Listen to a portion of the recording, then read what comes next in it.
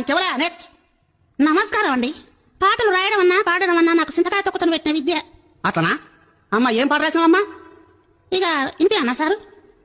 పచ్చగూర పాలకూర నేను వండినా పంది కూర తిందురారా మొండి మొగడా. పచ్చగూర పాలకూర నేను వండినా పంది కూర తిందురారా మొండి మొగడా. కాకుల కూర కప్పల పులుసు కాడల పోయి ఓ పెరివిటి. పచ్చగూర పాలకూర నేను వండినా పంది కూర తిందురారా నొండి మొగడా. ఎట్లున్నాయి సారు సపట్టు కొట్టవైతివి? నీ ఇంట్లో అనుకునే కూరల పేర్లన్నీ ఎంతో ముద్దుగా రాసినావమ్మా. గిసోటి పాటలు నేను వచ్చేంత వరకు చూడాలనుకున్నా. మంచిగా రాసినావమ్మా.